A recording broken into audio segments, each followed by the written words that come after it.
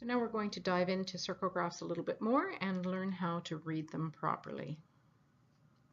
So let's take a look at this pie chart about the commuters in Mathville. Sounds like a very exciting community, Mathville. We've got the biggest piece of the pie is the bus section, so that means most of the commuters will be going by bus. So that answers the first question.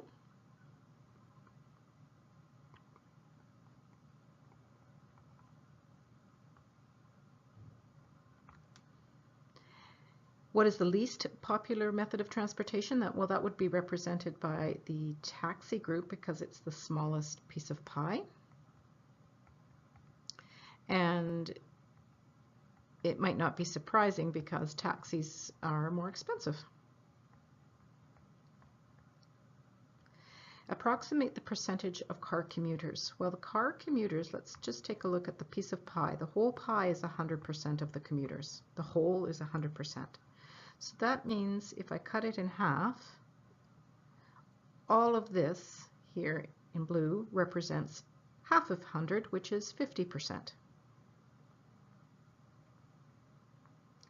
Now the car commuters are half of that again. So it's half of the 50, which is 25%.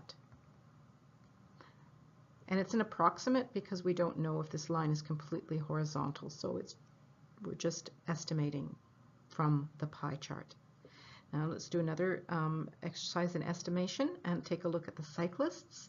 So the cyclists in purple here. So we know that all of this here is a quarter of the circle, which is 25%, and half of 25% is 12.5%.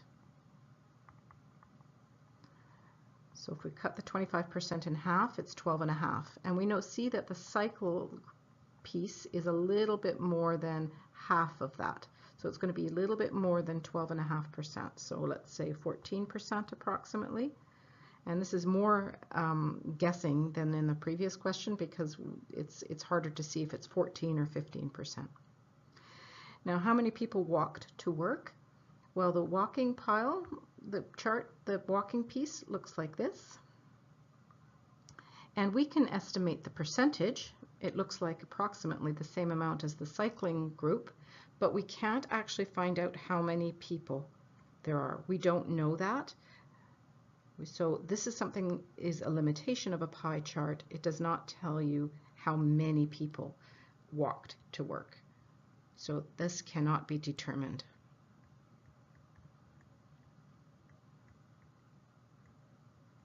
We can say that it looks like approximately 14%, but that doesn't tell you how many. So let's take a look at a pie chart where the percentages are actually given, and that makes some of the questions easier to answer. So what is the least popular language taken in the school? Well, it's the smallest piece of pie or sector. Piece of pie is called a sector in math, and the smallest one is German.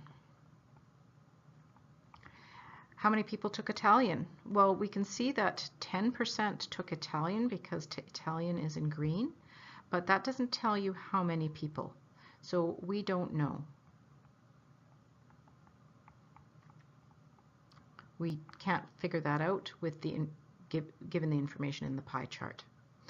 But if we were given extra information that there are 300 students that signed up for language classes, how many take Italian? That means 100% of the students is the same as 300 students, because the whole represents 300 students. So 10% of them take Italian. So 10% of 300, we know how to calculate that. We change 10% into a decimal by moving the decimal over 2 spots. Of means multiplication. So 0.10 times 300 is 30 students. So there will be 30 students that take Italian. But we needed to know how many students were in the whole in order to answer that question.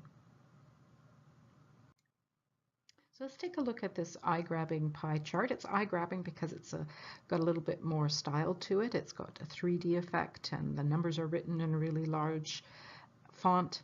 So this is actually when the graphics are used to catch your eye, it's called an infographic. And we're going to be talking a little bit more about infographics in the next lesson, but they're designed to draw your eye to it and make the numbers pop out and easy to read. So what makes up the largest part of the Canadian gas prices at the pump? Well, according to this pie chart, it's the crude costs, because that is the largest piece of the pie. Now, if we take a look at how much profit do the gas companies make, well, they make 3% according to this pie chart. We don't know what that means in dollars, but we can answer it as a percent. And what is the source of this infographic? So when you're analyzing or asked to interpret results, it's always important to look at the source. Here the source is Petro-Canada, so it's the gas company themselves that's put out this infographic. And that should trigger a question for you as to why they would do that. And everybody complains about the price of gas. Even if you don't drive a car and your parents do, they probably complain about the increasing prices. So this is probably put out by the gas companies to justify or convince you that they are not to blame for the high gas prices. It's actually, by the looks of it, it's the taxes that have got a huge chunk of why the gas prices are as high as they are. So they want to convince you that they are not to blame.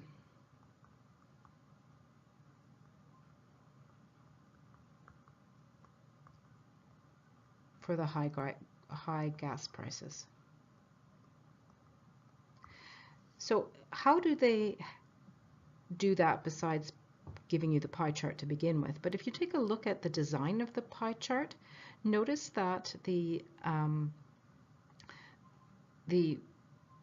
taxes is front and center, like it's the first thing you see. The crude cost is in the back part of the pie chart, and the taxes are in the front part. And because it's 3D, it looks like it includes all of this extra area, so it inflates the actual look of how much the taxes represent. So it's the 3D effect is used very specifically for making the taxes look large.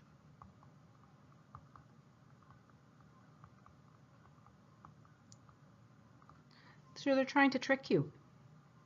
It's also the color use. They use the bright red for the taxes and the subtle gray for the crude costs, because they want your eye to be drawn to the taxes. And the profit is written in a very small print compared to the large taxes print. So it's also the size of the font is also used to trick you into thinking that the taxes are a lot higher than you might first assume. So be careful when you're given an infographic. Not all infographics are meant to mislead, but connecting the information you're reading with the source will help you identify if you're being misled by the information presented.